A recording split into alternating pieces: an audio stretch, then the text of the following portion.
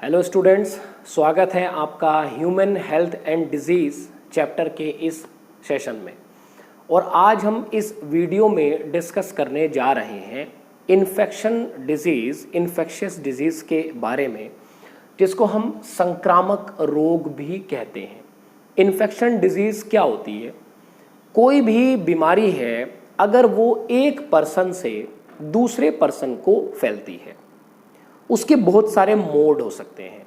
जैसे वो बीमारी पानी से फैलती है, कॉन्टेमिनेटेड वाटर से। वो बीमारी एयर से फैल सकती है, सॉइल से फैल सकती है, स्नीजिंग, कफिंग, ड्रॉपलेट्स, एरोसोल्स, इन सब से फैल सकती है। किसी एनिमल बाइट से फैल सकती है, ब्लड ट्रांसफ्यूजन से फैल सकती है, अनप्रोटेक्टेड सेक्सुअल रिलेशनशिप से फैल सकती है। तो ये सारी जो बीमारियां हैं, ये आती हैं इन्फेक्शियस बीमारी में। इन्फेक्शन डिजीज आप इनको कंसीडर करते हैं। तो स्टूडेंट, इन्फेक्शन डिजीज होती हैं normally, these spread person to person. अब यहां पर सबसे पहले हम वो मेन ग्रुप के बारे में बात करेंगे। हमें ये तो पता होना चाहिए कि जब आप बीमारी की बात कर रहे हैं, इन्फेक्शन की बात कर रहे हैं, तो आपको किससे बचकर रहना है, कौन वो ऑर्गेनिज्म है जो इस टाइप की बीमारी हमें कर रहा है। तो हम यहां बात करते हैं, एग्जाम्पल है कुछ हमारे पास इन्फेक्शन डिजीज में। जैसे सबसे पहला है बैक्टीरियल डिजीज। बैक्टीरियल डिजीज जीवाणु जनित रोग आप इसको कहते हैं। जीवाणु जनित रोग मतलब बैक्टीरिया से होने वाले रोग। बच्चों, बैक्टीरिया क्या होता है? बैक्टीरिया आप 11th एनसीईआरटी में जो हमारा बायोलॉजिकल क्लासिफिकेशन वाला पोर्शन है, 5 किंगडम क्लासिफिकेशन, जिसमें हम मोनेरा पढ़ते हैं, आपने मोनेरा में बैक्टीरिया पढ़ा है। बैक्टीरिया प्रोकैरियोट्स होते हैं और यूनिसेल्यूलर होते हैं। और भैया, बैक्टीरिया मिलता कहाँ है? बैक्टीरिया कहाँ मिलेगा? हमें किन चीज़ों से बचना है? तो बैक्टीरिया सब जगह मिलता है। बैक्टीरिया एयर में भी मिलता है, बैक्टीरिया पानी में भी मिलता है, बैक्टीरिया सॉइल में भी मिलता है, बैक्टीरिया स्किन पर भी मिलता है, बैक्टीरिया हमारे घर में भी होता है, बैक्टीरिया ड्राइविंग सीट पर भी होता है, बैक्टीरिया हमारे इवन बॉडी के इंटरनल स्ट्रक्चर में भी मिलता है। बैक्टीरिया मैक्सिमम हमें सभी जगह पर मिलता है। तो बैक्टीरियल डिजीज आएंगी हमारी इन्फेक्शन डिजीज में। दूसरा है हमारे पास वायरल डिजीज। वायरल डिजीज विषाणु जनित रोग। विषाणु जनित रोग वायरस से होने वाले। वायरस क्या होता है? वायरस एक एसेल्यूलर स्ट्रक्चर है। वायरस को हम कहते हैं connecting link between living and non living. Then है नंबर 3, हम बात करेंगे प्रोटोजोआ। प्रोटोजोआ, प्रोटोजोआ में जैसे आप सुनते हैं, मलेरिया बीमारी की हम बात करते हैं। मलेरिया प्रोटोजोन डिजीज है। अब कुछ कहते हैं भैया कि मलेरिया तो मच्छर के काटने से फैलती है। मच्छर के काटने से फैल रही है, लेकिन मच्छर की सलाइवा में मलेरिया की वो इन्फेक्शियस फॉर्म है, प्लाज्मोडियम जो उसका पैथोजन है, उसकी इन्फेक्शियस फॉर्म होती है, जिसको हम स्पोरोजोइट कंसीडर करते हैं। तो वो जो प्लाज्मोडियम है, वो मस्कीटो की बॉडी में मिलता है, उसको आप कह रहे हैं प्रोटोजोआ। तो प्रोटोजोआ से होने वाली बीमारी प्रोटोजोन डिजीज आप उसको कहते हैं। नंबर 4 है हमारे पास हेलमंथिक। हेलमंथिक, इसको हम कहते हैं कृमि रोग। कृमि मतलब ये वॉर्म के जैसे स्ट्रक्चर हैं। कॉमन भाषा में, गांव की भाषा में इनको कह देते हैं पेट में कीड़े हो गए हैं, ऐसा हम इनको बोलते हैं। हेलमंथिक में हम जो नॉर्मली पढ़ेंगे वो राउंड वॉर्म, गोल कृमि। बच्चों, आप लोगों ने एस्केरिस का नाम सुना होगा। एस्केरियासिस बीमारी को हम डिस्कस करेंगे। और फाइनली है हमारा number 5 fungal disease. Fungal disease, fungal disease जिसको कहते हैं कवक जनित रोग, जो हमें किससे हो रहे हैं, फंगस से हमें हो रही हैं। अब फंगस क्या है, फंगस एक मल्टी सेल्यूलर बॉडी है।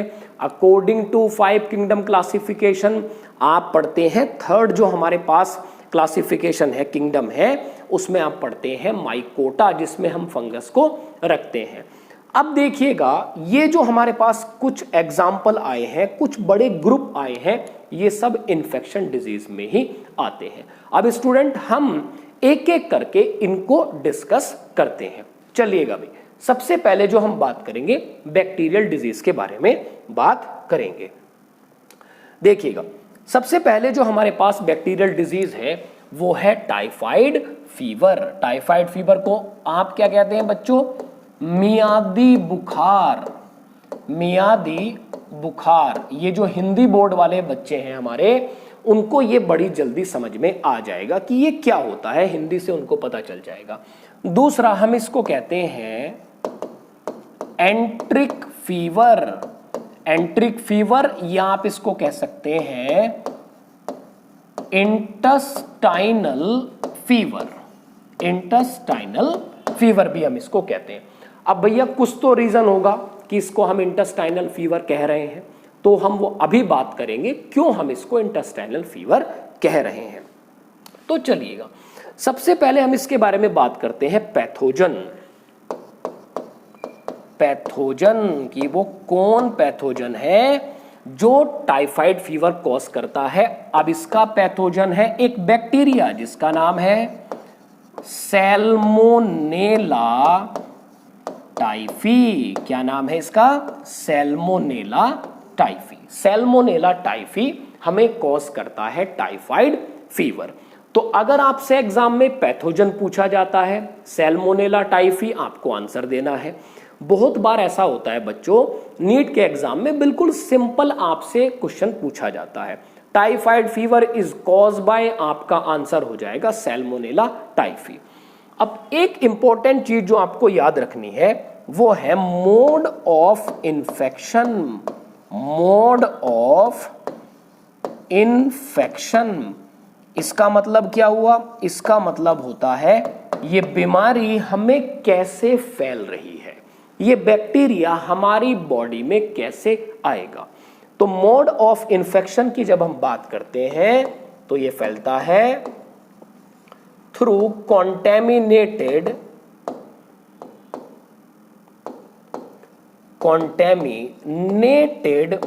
Food and water. Contaminated food and water. अब भैया हम चले गए मार्केट में सामान खरीदते खरीदते हम थक गए, हमने कहा अब तो घर जाकर खाना बनाने का बिल्कुल भी रिदम नहीं बचा है, ना समय बचा है, तो हम क्या करते हैं आसपास में ही सड़क के किनारे पर कोई स्ट्रीट फूड का ठेला या कोई ऐसी ही दुकान देख लेते हैं।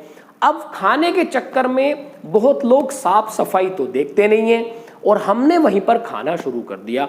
पता चला उसके बर्तन अच्छे से साफ नहीं थे, वहां जो पानी यूज किया जा रहा है वो कॉन्टेमिनेटेड था।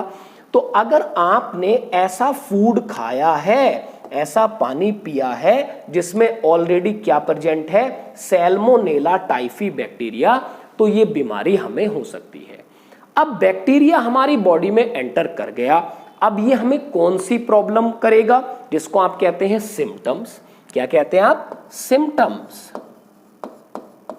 सिम्टम्स, लक्षण कहते हैं इसको, कि भाई क्या लक्षण आएंगे इसको, तभी तो हमें पता चलेगा कि हमारी बॉडी कैसे डिस्कंफर्ट हो रही है। तो कैसे आते हैं यहां पर सिम्टम्स, कैसे आते हैं, high grade fever. High grade fever लगभग 39 degree Celsius to 40 degree Celsius हमारी बॉडी का टेम्परेचर हो जाता है। Loss of appetite, loss of appetite मतलब जिसको आप कहते हैं भूख नहीं लगना, हमें भूख नहीं लगती है। और सिम्टम्स क्या हैं, हेडेक हमें हो सकता है, सर दर्द हमें हो सकता है, और इन सम केस इंटेस्टाइनल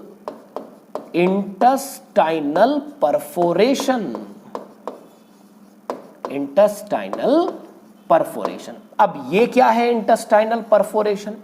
ऐसा हो जाता है हमें अगर इन्फेक्शन हो गया तो कई बार हम ये हाई ग्रेड फीवर, हेडेक या लॉस ऑफ एपिटाइट, ऐसे सिम्टम्स को हम नजरअंदाज कर देते हैं और बैक्टीरिया नुकसान पहुंचा रहा है हमारी इंटेस्टाइन को, और वो कर देता है हमारी इंटेस्टाइन में पोर क्रिएट। हमारी आंत में, इंटेस्टाइन में भैया क्या हो गए? छेद हो गए। अब जब ऐसा चीजें हमें होगी तो ऑब्वियस सी बात है, ना तो हो जाता है डाइजेशन और ना ही फूड का एब्जॉर्प्शन हो पाता है। तो उसको आप कह रहे हैं इन सब केसेस इंटेस्टाइनल परफोरेशन में अकर। और कई बार तो ऐसा भी देखने को मिला है, अगर हमने प्रॉपर सही समय पर इसका ट्रीटमेंट नहीं लिया तो बच्चों इससे डेथ भी हो सकती है।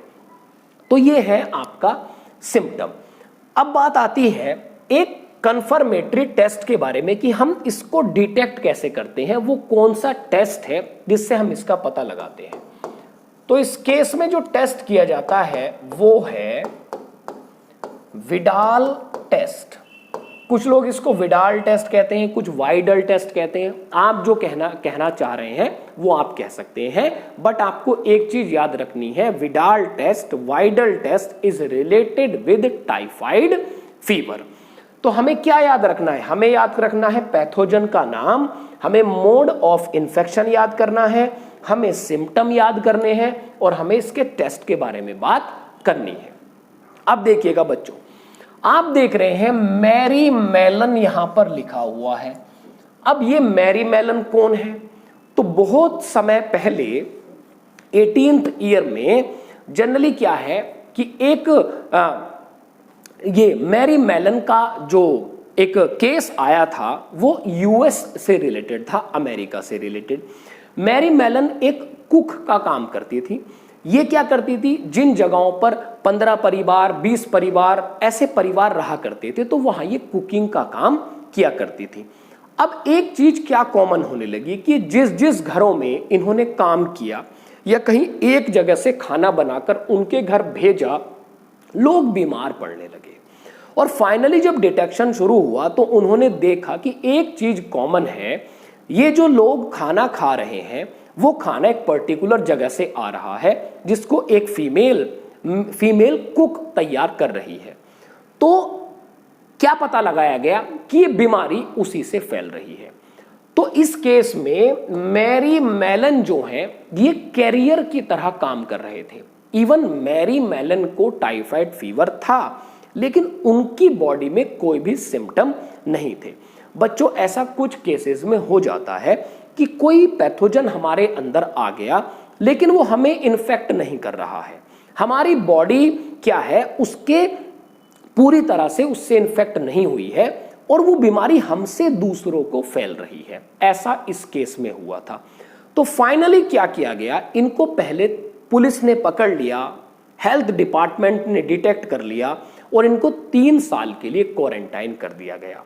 अब ये 3 साल के बाद जब बाहर आए, इन्होंने फिर दोबारा अपना काम शुरू कर दिया कि भैया जीवन यापन के लिए कुछ तो करना है, तो इन्होंने अपना प्रोफेशन शुरू कर दिया। अब देखिएगा इनका जो लक था वो इतना खराब था, इसको कहते हैं किस्मत इतनी खराब है पीछा ही नहीं छोड़ रही है। इनको फिर दोबारा वही इन्फेक्शन हुआ और इस बार बहुत ज्यादा लोगों को ये इन्फेक्शन फैल गया और उसमें कुछ लोगों की डेथ भी हो गई। तो फाइनली क्या किया गया, मैरी मेलन को पकड़कर अस्पताल के जेल वार्ड में रख दिया गया और इनकी डेथ भी फिर वहीं हुई। मतलब सेकंड क्वारंटाइन जो पीरियड था वो काफी लंबा था और फाइनली इनकी डेथ भी फिर वहीं पर हुई। तो हम इनको हिस्ट्री में याद करते हैं टाइफाइड मैरी के नाम पर, टाइफाइड मैरी। तो ये आपको इसका एक इतिहास, एक हिस्ट्री पता होनी चाहिए। ये टाइफाइड फीवर से रिलेटेड है।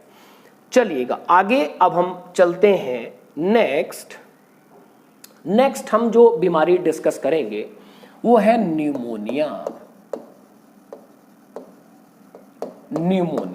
बच्चों इसको कॉमन भाषा में क्या कहा जाता है? स्वेलिंग ऑफ लंग्स, कि लंग्स पर क्या होगी? ये स्वेलिंग होगी। ये इसकी एक सामान्य भाषा होती है। तो हमें पता होना चाहिए न्यूमोनिया का पैथोजन कौन है? न्यूमोनिया का पैथोजन भी एक बैक्टीरिया है जिसका नाम है स्ट्रेप्टोकोकस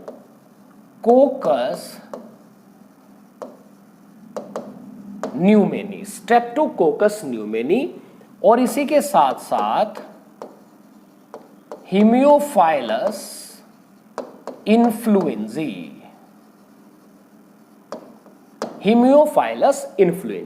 ये दोनों पैथोजन है, दोनों बैक्टीरिया हैं जो क्या कॉज करते हैं? जो न्यूमोनिया कॉज करने का काम करते हैं। अब वही सेम चीज है, हम बात करते हैं mode of infection.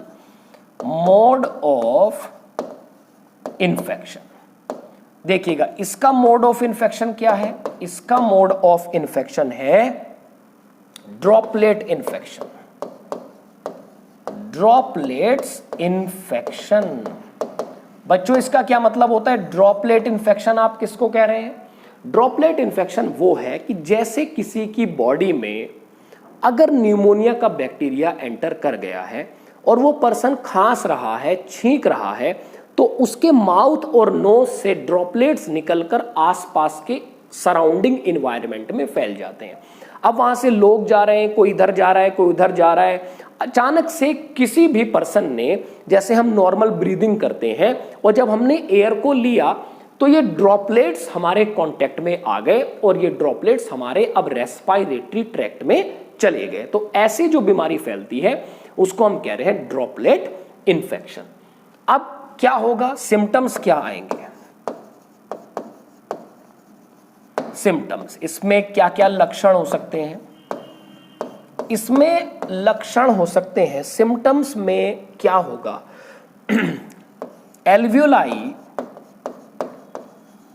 Alveoli gets filled with fluids. अब कुछ लोग कहते हैं फ्लूइड्स, ये कौन सा फ्लूइड्स है? ये फ्लूइड कहां से आ गया? तो बच्चों इस फ्लूइड में डेड WBC होती हैं, डेड व्हाइट ब्लड सेल्स, श्वेत रक्त कणिकाएं इस ब्लड में, इस फ्लूइड में होती हैं। Alveoli gets filled with fluid.